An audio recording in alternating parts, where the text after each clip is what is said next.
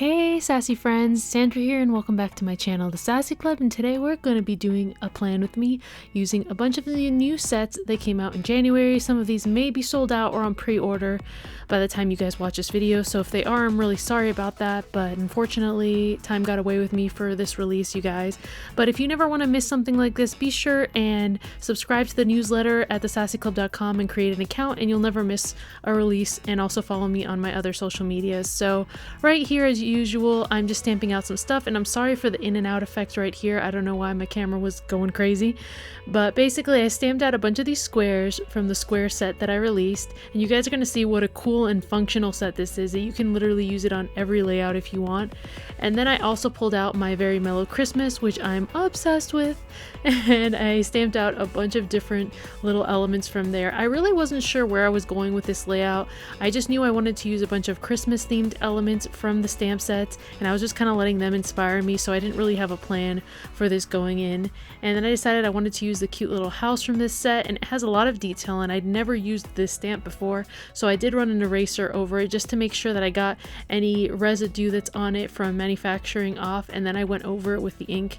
I don't clean it when I do that. I just go over it with the eraser and then I just put the ink right over it up top, and it doesn't affect it whatsoever, and it makes sure that the image comes out super clear and nice, even though most of the time once you've already colored in and used the stamp a few times, it starts working really good, especially when it comes to photopolymer, because you know, the cheaper type sets don't.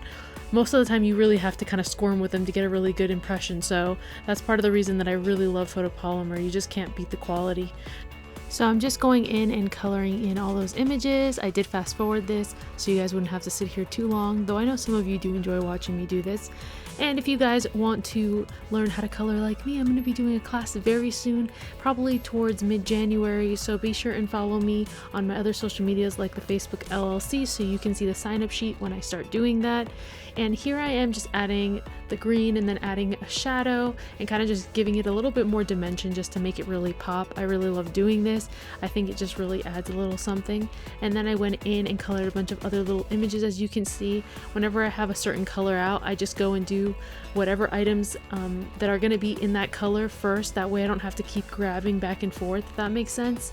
And there you guys have it. I have all of these images done. Went ahead and cut them out off camera just to save time, but it was really simple to do for the most part, and especially with the squares, obviously, because it's like the simplest shape.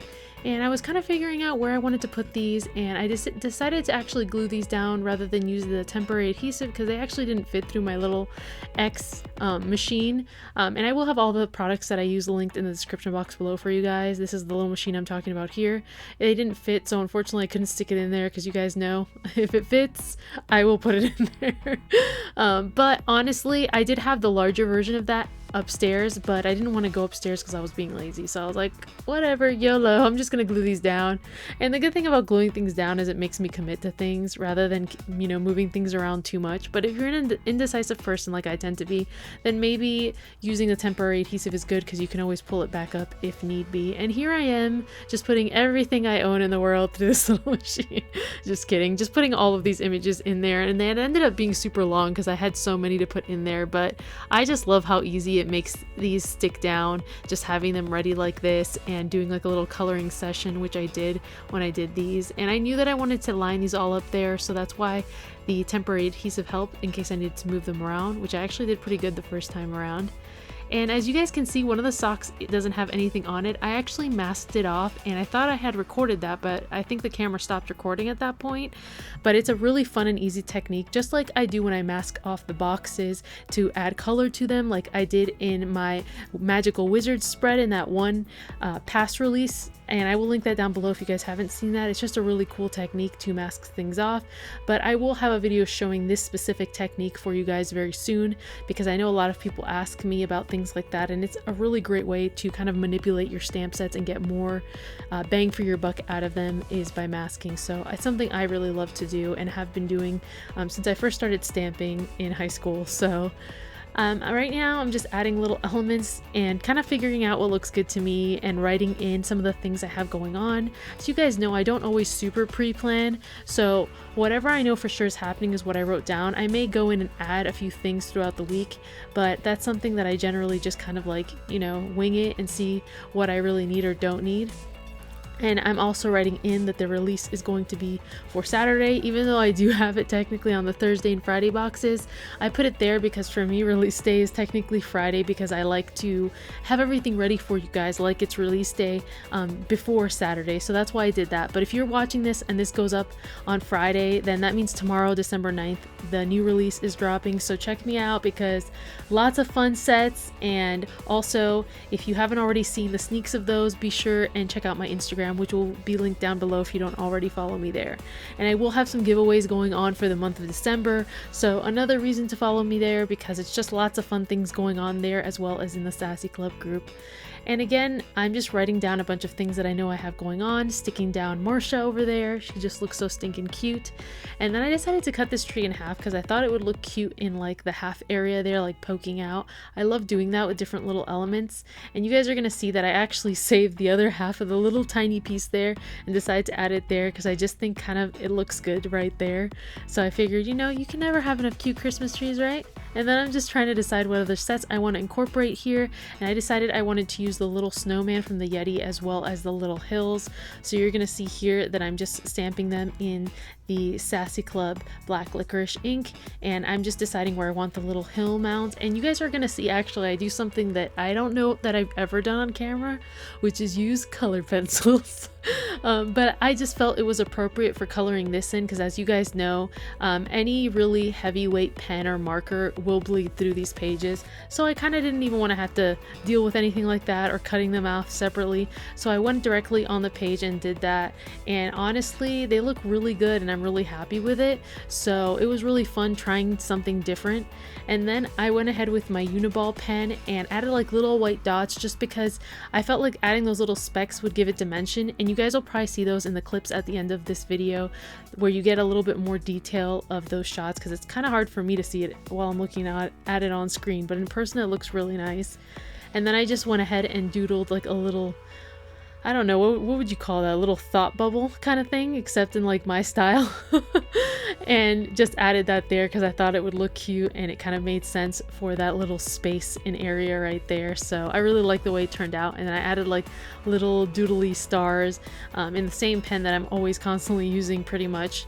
I use a million pens, let's be real, but on camera I generally use this one because it's just like my go-to pen. I don't have a ton of shadowing with it. I like the way it writes. And I like doing my letters in this pen. So, and I added another one of the little blurbs right there because you know what? YOLO. I thought it looked good, and then I just added a little bit of white snow looking stuff under there. And then this little hat that actually comes in the very mellow Christmas, I just added it over Marcia to make her even that much more Christmassy, and I think she looks stinking adorable.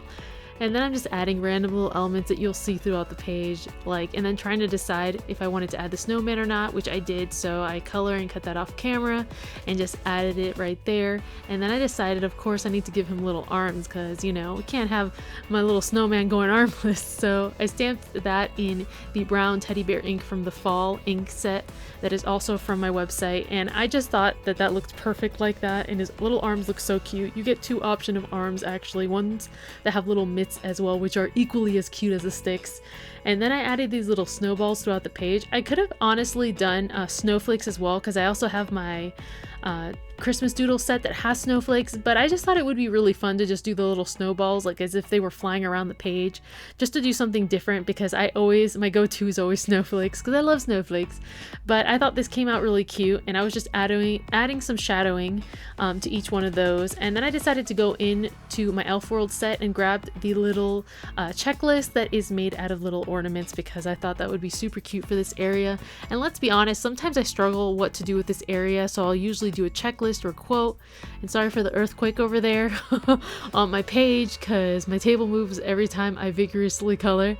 And then I decided to add a little quote on the little scroll checklist, as I call it, from the Elf World set, that you can just kind of write a cute little saying. So I put merry and bright because, you guys, I'm totally feeling the Christmas spirit right now.